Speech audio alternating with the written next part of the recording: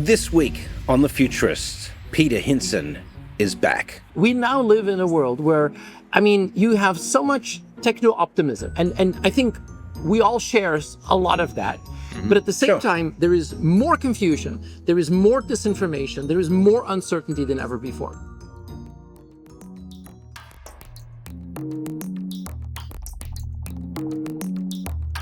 Hi, I'm your host, Brett King. I'm with my good pal, Rob Tercek. He is in the land of Los Angeles, which has been getting a lot of media attention lately. Rob, how is it living in a state under martial law with tanks running through the streets and Marines patrolling? Yeah, that's what it appears like on TV right now, right? I was just going to say that it appears like we're having a kind of a state of emergency here. The truth is, in Los Angeles, there is no emergency, and this is just a fact. I live here. I've been traveling around town all week for business. Everything's calm. The weather's great. People are cool. Like, everything's fine. There is a set of demonstrations happening downtown in a 4-block radius near City Hall by the federal building, and the reason for those demonstrations is that for the last couple of months, the federal government has been trying to round up undocumented workers, people who are from other countries who don't have the proper documentation to be here. And while that's a proper law enforcement policy, and that's something that the president made very clear when he ran for office that he was going to do, everyone predicted that if he attempted to do mass roundups, it was going to create some unrest. And in fact, here we are. Los Angeles is reputedly the home to more than 1 million people who are undocumented. So this is the kind of ground zero for those roundups. And what's interesting is that people who are here, who are from other countries, who are undocumented workers, they've been using social networks to communicate. And when they see unmarked vans coming into a neighborhood, they start to communicate with each other, and they kind of created an ad hoc alert system to basically run away from these roundups. Meanwhile, other people in California, these are not necessarily the undocumented workers or the people from other places, maybe their families, maybe their relatives or their friends and neighbors, they're starting to band together to protest against these raids. And it is quite scary. You have a bunch of unmarked vans pull up. A bunch of guys get out. They're all men. They have no uniforms. They're wearing black SWAT gear or sometimes just blue jeans and a hoodie. They have masks on. They have no identification. And they just snatch people at random from the street, from parking lots, from shopping centers. And that's quite a scary scenario. You can imagine. They're going to immigration hearings. Not necessarily. Sometimes people taken to they're deported immediately. Sometimes they're taken to a plane and they're deported. No. I mean that they're going to people who are going through the legal process right now for legal immigration status, and they're taking them from the immigration courts and separate them. issue, but yes, same problem. But But here's the problem is that, the argument's always been, well, these people need to follow the legal process, but you've got some people in the legal process that are still being caught up in this right now. You've got citizens who've been rounded the up. The people who aren't following the legal process is the federal government. They are making it up as they go. Trump is turning ICE, which is the Immigration Customs Enforcement Group, into his own private militia. And they're literally snatching people off the street.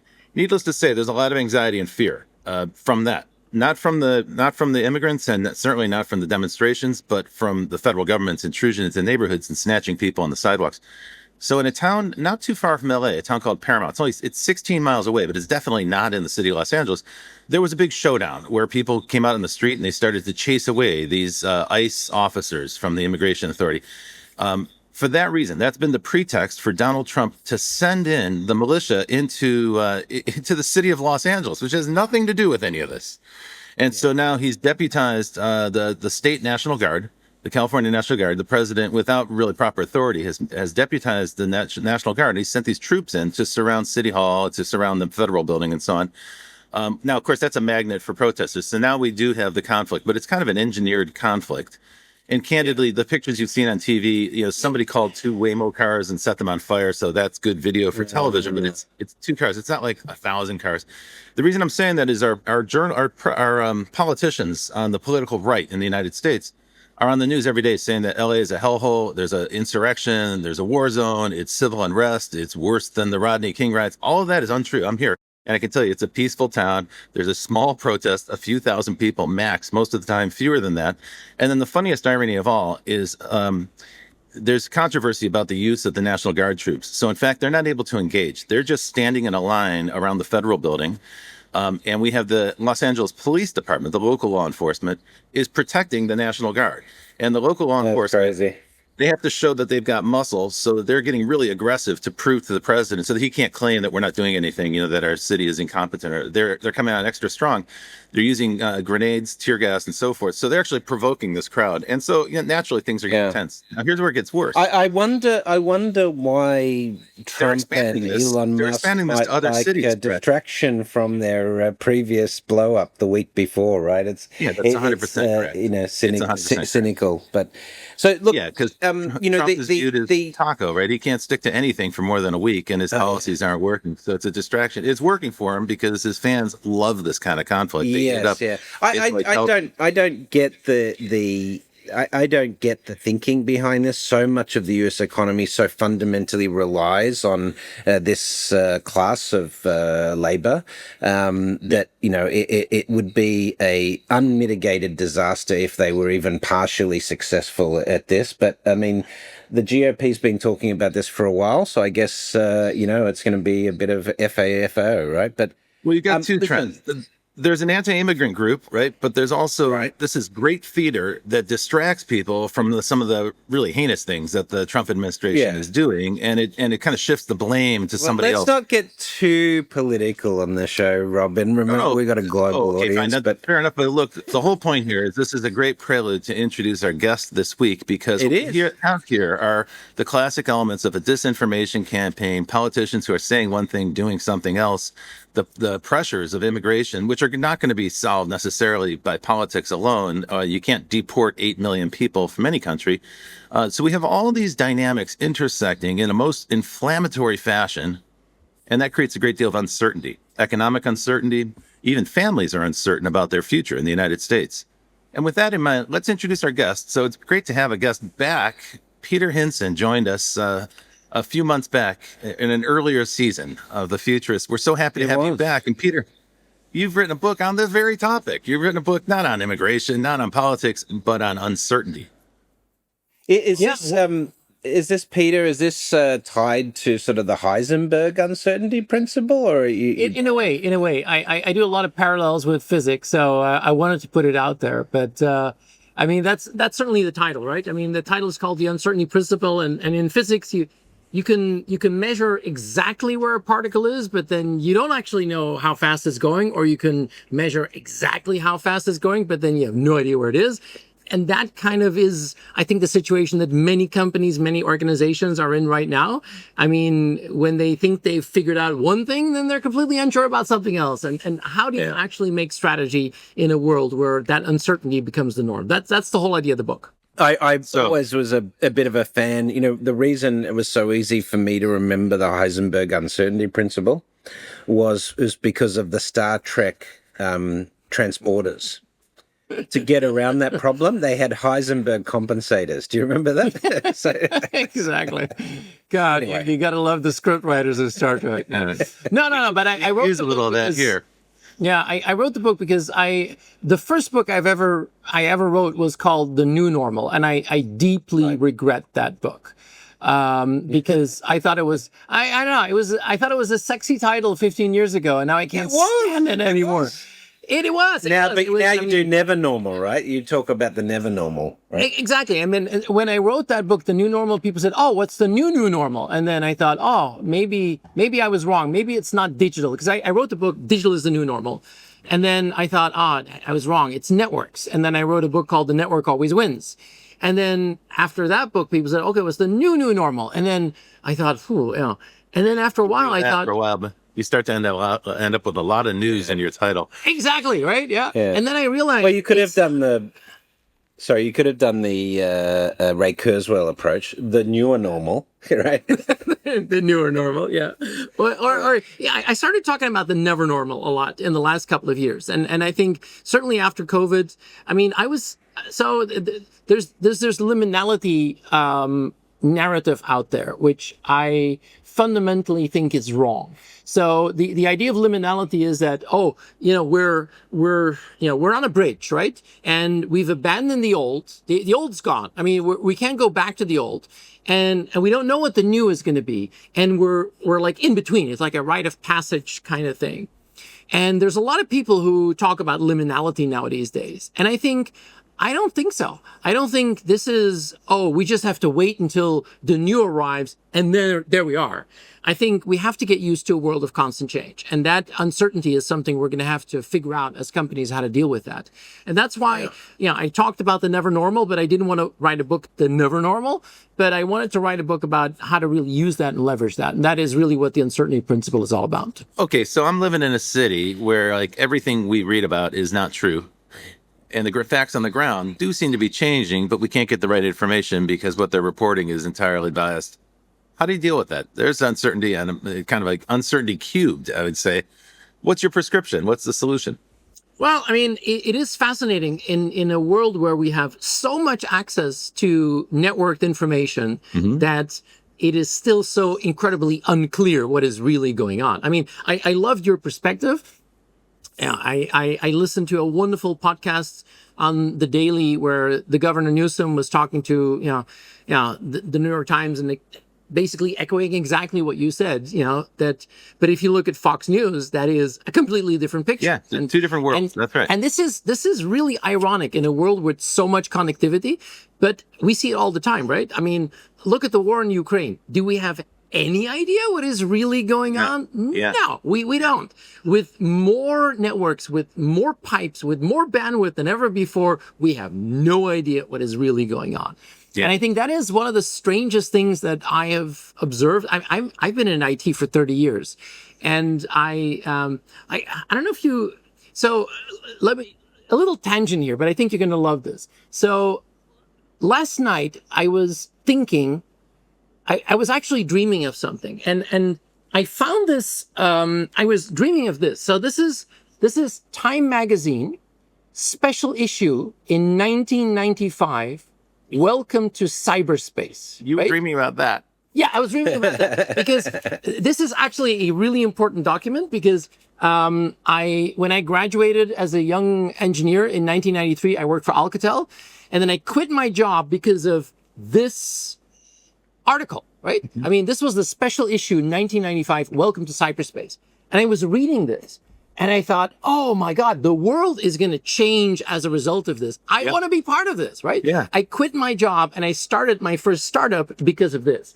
And what was fascinating is at the end of this, because this is all about the future is going to be wonderful. Digital is going to change our lives. It's going to be just utopia. That didn't work out so well. And there's this one article here by Robert Hughes called Take This Revolution. And I don't know if you remember, Robert Hughes was the most, acidic art critic ever, right? I mean, I thought it was brilliant because he could just dissect you. And I would love to read his opinions on art because I would always learn new words on how to insult people. That is just the best thing ever, right? Yeah. It is true. And he wrote an amazing essay there where he says, I'm not so sure. This is going to be a world of disinformation. This is going to be a world where we're going to have isolation in a world that we're going to be completely connected. And we're going to amuse ourselves to death. And I was dreaming about that last night and I was rereading it this morning and I thought, oh my God, Yeah, and I probably we're in that over world. That. He predicted it. You cannot find this article anymore online, which is, an irony in itself. But to your point, Rob, we now live in a world where, you have so much techno-optimism. And I think we all share a lot of that. Mm-hmm. But at the same time, there is more confusion. There is more disinformation. There is more uncertainty than ever before. So what is the recipe? The recipe is very simple. It's a combination of three things. It's a complete renaissance, I think, of our future gazing, right? It's the ability to anticipate change ahead of time. Prediction is going to be more important than ever before. Yeah. Now, we all kind of, dabble in that. We like to do that, but I think it's going to become a core issue for companies. And And one of the things I did in the book is I went back to the scenario thinkers of the 1980s, the Pierre Wax of Shell, who did amazing things, and that kind of just faded away. And I think there's going to be a need for a renaissance in that kind of, Well, prediction. one of the reasons it's so hard for companies to do long-range forecasting now is because of the very uncertainty that you're writing about in your book. It's a volatile world, and I don't just mean politically. It's a volatile world in every aspect, right? Weather is now volatile. Populations are moving. There's shortages of resources, and the combination of those things makes it incredibly difficult to forecast. And I'm tech is going, forecast going clients, like and I this. find it harder and harder to do that. Yeah, that's right. No, that's right, Brett. We just had David Rose on the show, and he spoke at length about Ray Kurzweil and Kurzweil's principles of the singularity. And we talked about how we're now in that knee of the curve where the exponential change starts to go vertical, and the old institutions can't survive it. They're too slow. They They're can't too go rigid. vertical. They can't be flexible. Now, you touch on some of these topics in your book, The Uncertainty Principle. Yeah, that's really the first pillar, right? So how do you get a renaissance of that future thinking going, and how do you make that idea of predictions, the idea to anticipate change ahead of time, almost like a part of your mindset. The second thing is resilience. It's the capacity of companies to survive and recover, from sudden shocks. And the third is adaptability. Yeah. And how do you course correct, and are capable to adjust? And I think this is something where companies have known about this for a long time, but I think it gets more, I think intense now. And I take one example. I think we have to reimagine some of our instruments. And I take budgets as an example, right? I mean, it's incredible to see that we're still holding on to these instruments that come from the last century. Yeah. And I have no idea how many people put insane amount of energy into building the 2025 budget last November. And then Trump introduces the tariffs and whoop, you can just flush it down the toilet. Yeah. And we're still holding on to the instruments of the last century. And we got to completely reimagine that. But what does a budget forecast look like in a time that's so volatile? Is there no point in doing the exercise anymore? Well, so this is really interesting. If you look at actually dynamics on budgeting, we've known for decades budgeting just doesn't work. Right. It does provide a framework for efficient operation in corporations that are fairly static.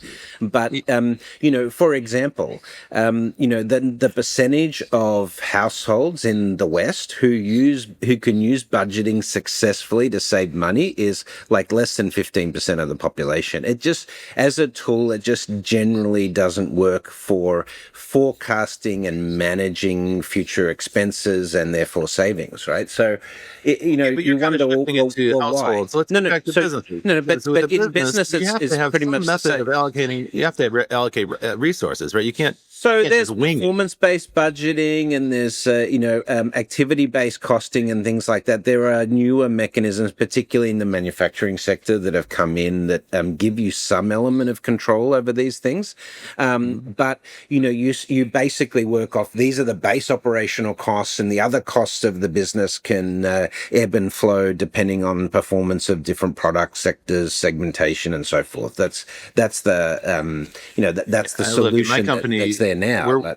We have an annual budget, but that's directional, and it's really about priorities, right? It just tells us, well, if we want to do these things, we're going to have to set aside a certain amount of resource. The reality is that's not a roadmap even, it's a process. And every month we're revising that forecast.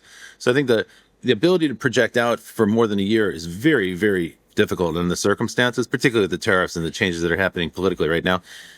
But you still need to have some kind of instrument to do that kind of forecasting and plan resources. Otherwise, you're just going to be on the receiving end and you're going to be in reactive mode. And to put that, I mean, because I'm an engineer by training, but I love physics, and I've always had a fascination for physics. If I put that into a physics analogy, because uncertainty principle is the whole quantum thing, but I think this is the theory of relativity, right? I mean, Newtonian physics work really well for most of the things that we see in our everyday lives. But if the speed goes really, really, almost to the speed of light, then all of a sudden, Newtonian physics doesn't work anymore. And I think this is exactly the same thing. In the theory of relativity, the moment that you have that never normal where things just happen faster, then the classic ways that we run organizations break down, and we're going to have to almost completely reinvent a new kind of physics to deal with that. And What does that look love like? that idea. That's what I'm interested in, though. We have to reinvent it. Great. What do you do? What is it? Well, and I think, the fascinating thing is, so the last book is I wrote a book called The Phoenix and the Unicorn, and it was about companies that can reinvent themselves. And for me, that is the most fascinating thing. I was getting really tired of the unicorn stories, because every conference you went to, people said, oh, look at Airbnb. And I thought, really? How lame is that? Nobody in this room is ever going to be Airbnb, right? But I wanted to find companies that could reinvent themselves. And I really think there is a correlation between these phoenixes and companies that can thrive in the never normal. So I spent a lot of time to observe what makes them tick, what type of mechanisms do they use, and also what type of leadership do they use. And I think this is probably the biggest learning of my professional life. When I was younger, I was a really hardcore tech geek, a real engineer at core. And whenever I would listen to things about leadership and culture and mindset, I thought, oh my God, that is so lame, right? Mm-hmm. The older I get, the more I realize that is probably the most important thing to get right. And I believe that the element of leadership in making sure that there is predictability and future thinking and resilience and agility is more important than ever before. I'll take you one example. Microsoft is probably the most interesting phoenix in the world of technology. 50 years old, 15 years ago, basically a dead duck, and then reinvented themselves. Yeah. And because of Satya Nadella, and it's not because he was the most brilliant engineer in the world, it's because he completely changed that, company into a growth mindset, and he built that, servant leadership, and he built that collective entrepreneurship into the organization. Products and shift entirely to the cloud. I mean, the guy made a gigantic strategic choice, and it worked. Yeah. And then he turned his entire organization to support that. Yeah. I mean, that is the most fascinating thing. Microsoft, even when they were going down, was a arrogant company. I mean, terrible. They were absolutely terrible. Impossible to deal with. Yep. Impossible to deal with. Now, this is a completely different organization. And I've seen this over and over again. Companies who can really, Microsoft is a wonderful example right now, because I think they've reinvented themselves for the cloud. Brilliant. They've repositioned themselves for the world of AI. Last year, I think they were the absolute winners. This year, all of a sudden, everything changes for them, right? Because the relationship with OpenAI is heading for, a nasty divorce. I mean, you see the disputes between Sam Altman and Satya Nadella are culminating to the fact when Sam Altman showed up with Larry Ellison and Masa from SoftBank, in the Oval Office on day 3 of the Trump administration, saying, Stargate. That was like, you can imagine, Satya Nadella going, oh shit, what are you going to do? Right? But it's more reality TV, right? Like all these stories are like beautiful conflicts that play well in the press. The housewives of artificial intelligence, right? It's that next franchise. Season they're going to make up and they'll be besties again. Hey, Peter, we have to go to a break. So if it's cool, we're going to take just a second. Folks, you're listening to The Futurists with Brett King and Rob Tercek, and our guest is Peter Hinssen. We'll be back in just a minute after these words. You are back with The Futurists, myself, Brett King, and Rob Tercek. Our guest this week is Peter Hinssen. He is got a new book out, The Uncertainty Principle. We had him on the show, a couple of seasons ago, talking about his previous book. But really, the key message here is the uncertainty of the future, with all of these uncertainties coming in, require better prediction skills or super forecasting skills, which is what we talk about on this show every time. So Peter, in terms of dealing with uncertainty, and I know Rob wants to talk about some aspects of sort of leadership here as well, but how much of being resilient comes to your ability to predict what's going to happen in the future or forecast, and how much of it just depends on pure luck, sort of being there at the right time or making a right decision at the right time? Because timing these decisions can sometimes be the hardest element. Yeah, timing is everything. And then the famous theory of optionality, you have to basically innovate when you can, not when you need, because in the never normal, you're always going to be too late. But I think that capacity of looking ahead is more important than ever before.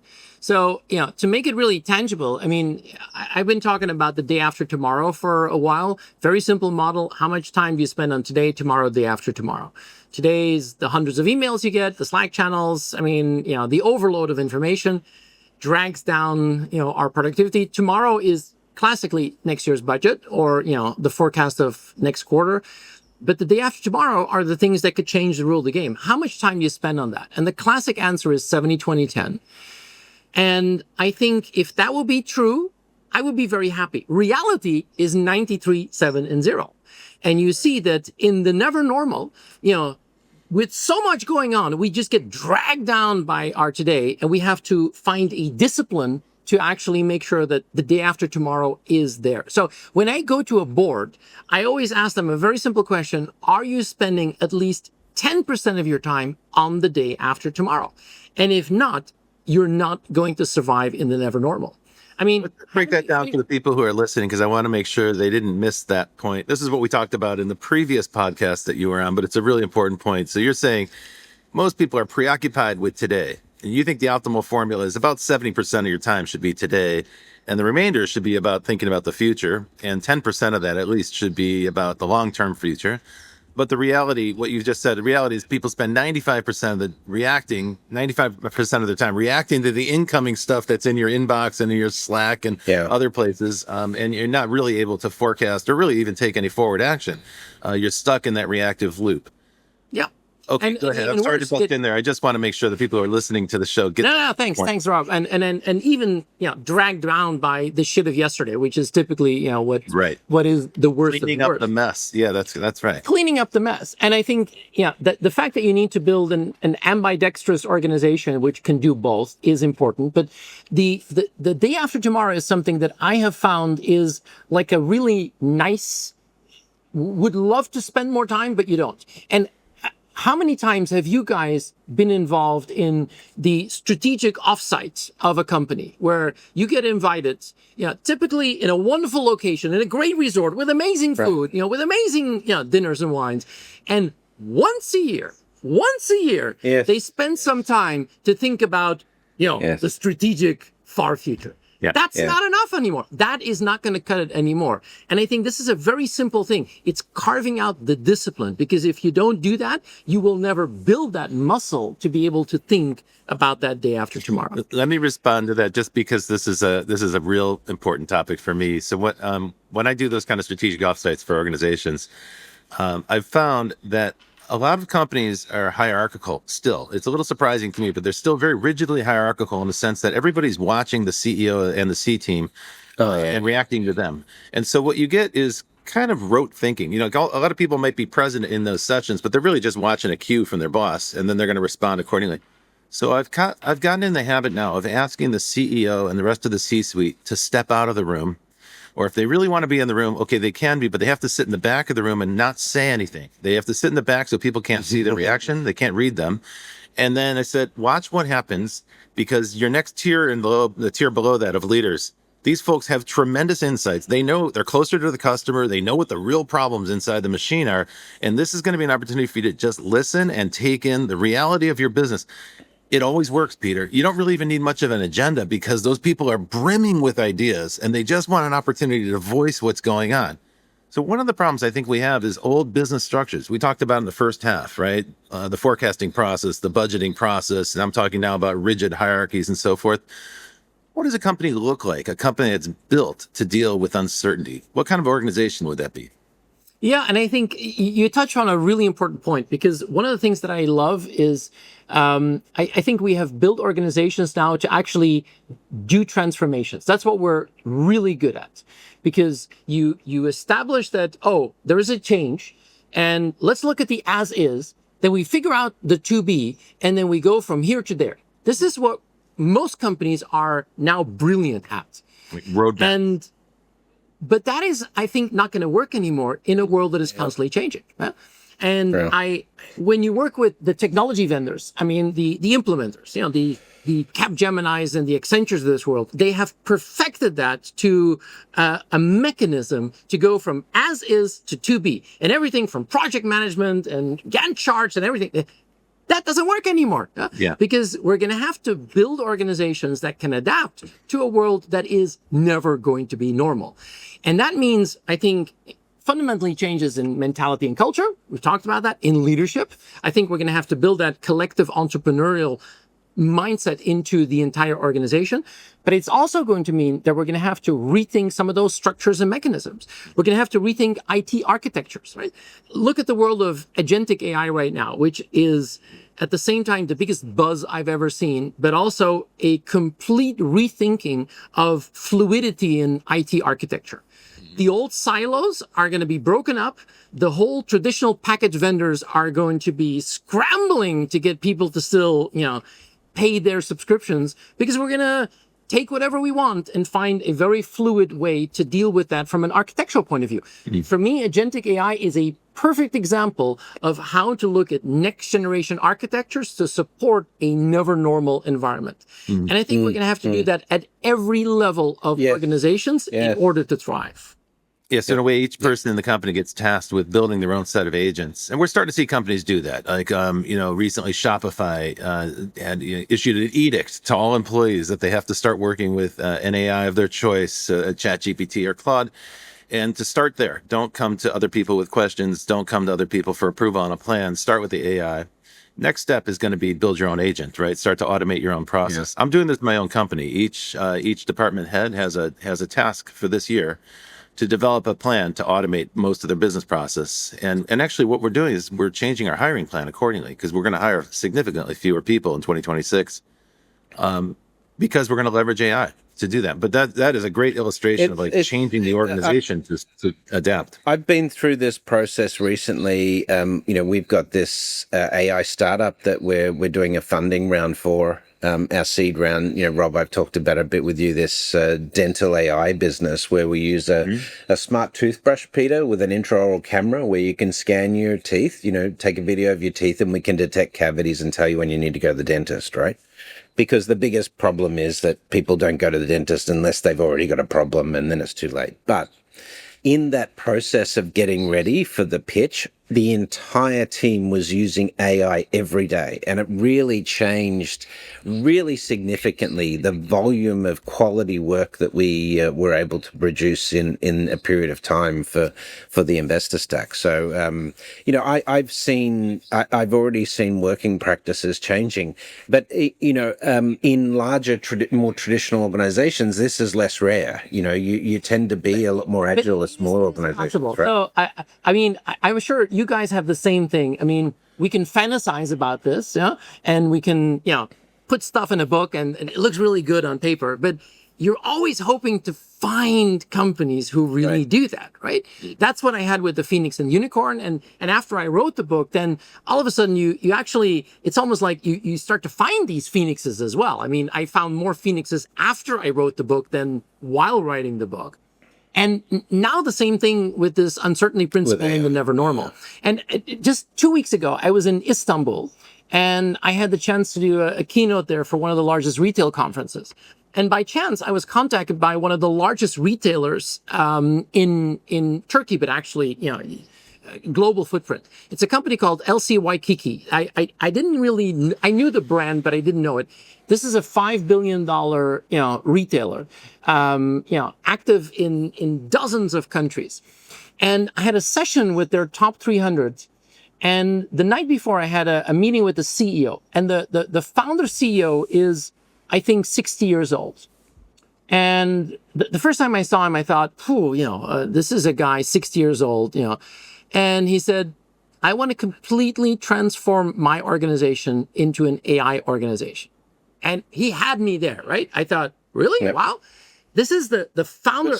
It's an amazing story. Amazing story. He started out as an engineer in a textile factory, grew up to run the factory. He was then able to buy the factory. He built it into one of the biggest factories of textile in Turkey. And then he said, that's not a good future, He sold the business, and then he bought one of his customers, a retailer, And that's the company that is now, he has 50,000 people, running that business. And he says, no, got to change again. AI is going to completely change the game. And I did a session, 2 hours with his top 300. And then he took over and he said, did you listen to that guy? That's what we're going to do. I want you all to completely rethink everything that you do in the age of AI. And I thought, wow, that's the type of companies that I think have a tremendous capacity of really getting it. So let's talk a bit about that. Let's expand on that topic. One of the things that occurs to me is people don't know what to do. When you said it, completely rethink your business in terms of AI, most people would not know what to do, right? They'd be like, well, I'm not sure exactly what you mean by that. And they're waiting for instruction. And candidly, the more uncertainty, the more people see a yellow light. They're not ready. They don't have a green light to proceed because they're not quite sure what to do. So the uncertainty because uncertainty will translate to risk, right? Yeah, but I mean, in terms of action in a company, it turns into paralysis, where people are like unable to decide how to proceed. And that creates a leadership vacuum. And what I think we're seeing, you mentioned it with Satya Nadella, which I think is a good illustration, but we also see this politically around the world. There is a craving for, I'm going to call it kind of bully style leadership. I don't personally love the style. I do not like it at all, but I'm starting to see people say, I'd rather have a strong man who makes decisions than a vacillator or someone who's trying to find consensus where consensus is impossible to attain. I'd rather have someone making some kind of decision so we know what direction we're going in, even if it's a harebrained decision. And we see examples of this every single day around the world. It's not just people like Putin or President Xi in China, but also Erdogan in Turkey, Viktor Orban in Hungary, really clearly people with autocratic tendencies, and then a rising number of politicians elsewhere in the world, here in the United States, for example, who are kind of following in that mode to the extent they can inside of their political structure. People seem to like it, right? As much as some of us find that kind of an offensive style, it's anti-democratic and so on, there's a large, and it seems to me, growing number of people who are like, thank goodness, here's somebody with leadership skill who knows what to do. I'm going to follow his lead. Because they're looking for certainty. What to do. Yeah, and I think, I remember last year, I think the word of the year last year was founder mode, right?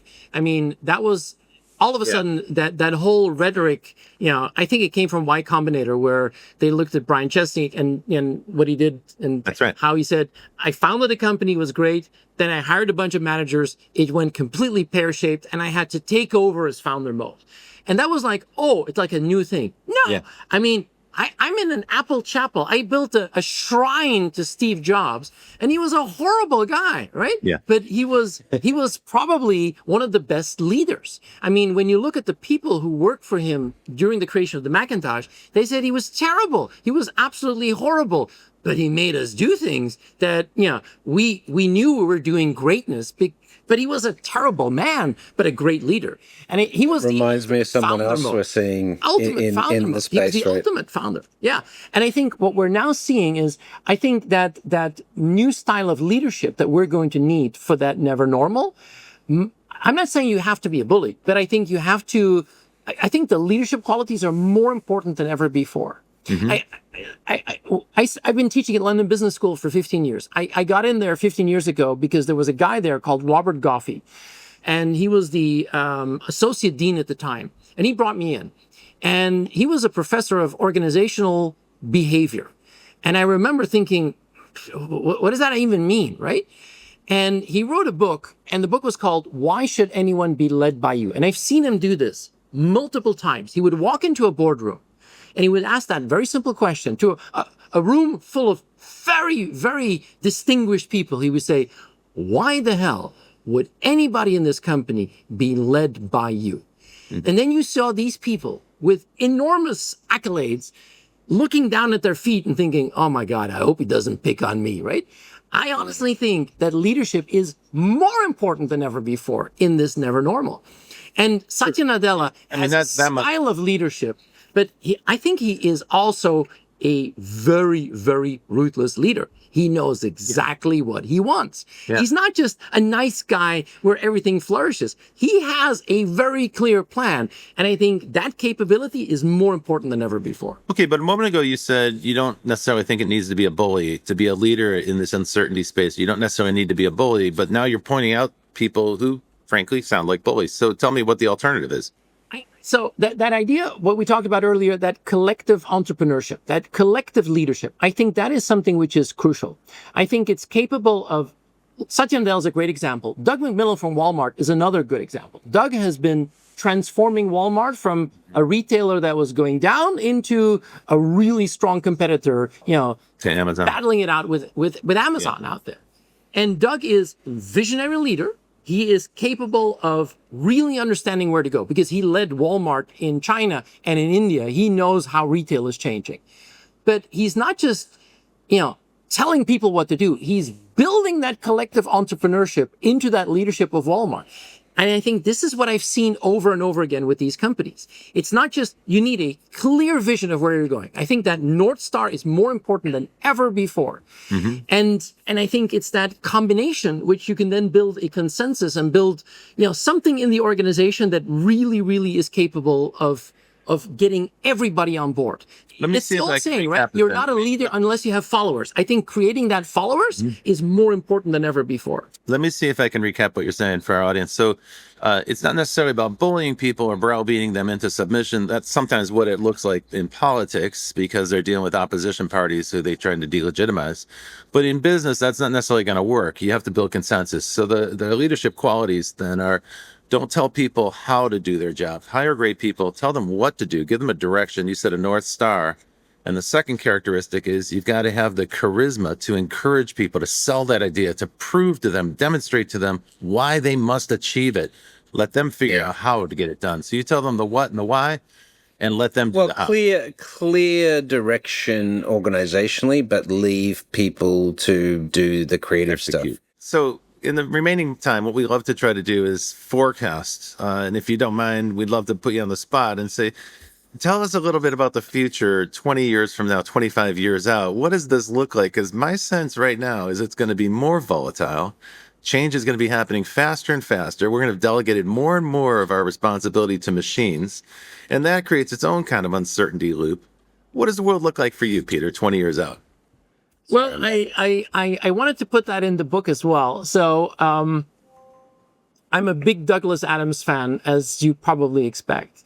And one of my favorite books by Douglas Adams was Last Chance to See. And it was not a science fiction parody or whatever, but it was actually a book that he wrote because he was invited by the World Wildlife Foundation to look at some species that were going extinct. And he wrote an amazing book, Last Chance to See. And, I think it's one of the best books he's ever written. It's a beautiful, beautiful book. If you haven't read it, I strongly recommend it. But at the end of this, the uncertainty principle, I wanted to say, still hope to see. I mean, I'm 55, right? I mean, I don't live in a hyperbaric, I don't sleep in a hyperbaric chamber. I don't take all the drugs.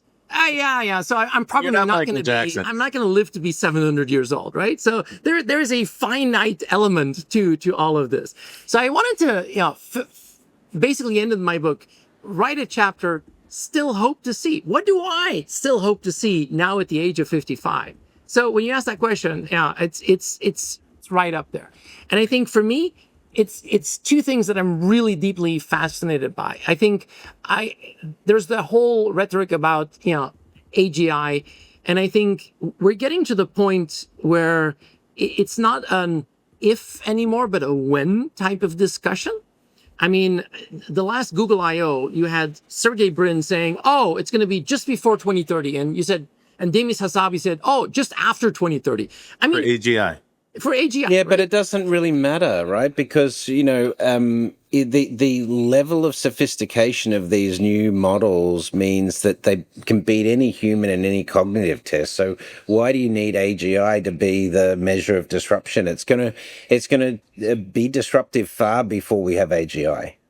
Probably, yeah. So I don't care about that point, but the idea that I will live in an environment where I am surrounded by that is just the best thing ever. I mean, I really still want to live in that environment. The second thing, and I think this is going to be crucial, is I'm surrounded by people from the medical field. My wife is a vet. I mean, my sister's a GP. Our daughter's a pharmacist. I am surrounded by people in the world of medicine and biology. And I think personally, for me, that is going to be the most fascinating opportunity going forward, where we're capable basically of rewriting who we are. And I honestly, I don't care that we're not going to be 100% human anymore. I really don't care. I don't care about the fact that, that's been the trajectory for a long time. Look at, we're all wearing glasses. We're all using these instruments to extend ourselves in space to talk to each other, so we adapted the technology pretty quickly. Yeah. Exactly. So I think you're right about that. And then look, that's a place for AI to help, right? To design genomes, to help design some future version of the food we eat, the energy that we create, and so forth. All right. And for me, that is part of the excitement of being at this age, at this time, and seeing some of these things actually converge to the point where I think, and I remain a pathological optimist. I mean, even with all the scary stuff that could happen, and we've read all the science fiction. Sure. We know everything that could go wrong, right? But I am still the pathological optimist. It is the most interesting period of human history to be alive in, probably for the last 10,000 years. The potential of humanity with these technologies, quantum, AI, and so forth, and as well as that, the fact that we are going to have to reinvent ourselves as a species. We're going to have to reinvent economics. We're going to have to reinvent the way we think about life with longevity and work, and it gets pretty crazy. But it's an exciting time to, if you don't mind change and uncertainty, then it's a great time to be alive. Peter, and the show, recently someone asked me about the show, and they said, well, what do all these futurists have in common? And I said, they all have an optimistic outlook. They all have different methodologies. They all have different beliefs about what's going to occur. But one thing Brett always says to me is like, I can't wait to see what's going to happen. He says it all the time. It's like a natural phrase. It's an outlook that I think all futurists share. And on that note, I think we should bring the show to an end because, frankly, I'm thrilled to have an optimistic view for once. We've had so many dire forecasts on the show recently. Thank you, Peter, for bringing it around to a positive view. Peter, where can people find out more about you on the internet? Where can they learn about Peter Hinssen? My website, www.peterhinsson.com, is the easiest way. And, two S's. Two S's. Two S's. Yeah. Two S's. Yeah. www.peterhinsson.com. That's the easiest way. And thanks for having me on the show. I mean, I think we share that same optimism, and as we say, if you don't like change, you'll like irrelevance even less. I think that is the leitmotif, right? Great. Absolutely. Folks, we'll keep an eye out for Peter's book. It's The Uncertainty Principle. It's one of several books he's written. They're all good to read. They're fun reading, great for managers in particular to check it out. So if you're listening to the show and you're managing a business and you're confronting uncertainty, look for The Uncertainty Principle by Peter Hinssen. We'll be back next week with another futurist who's going to share their perspective about the future and the steps they're taking to create that and bring it to fruition. In the meantime, thank you to the folks who listen. Thanks to the folks at Provoke Media, to Elizabeth Severance, our producer, and to everyone at Provoke Media that makes our show possible. We'll be back next week. And until then, well, Brett, you know our cue. Until then, we will see you in the future.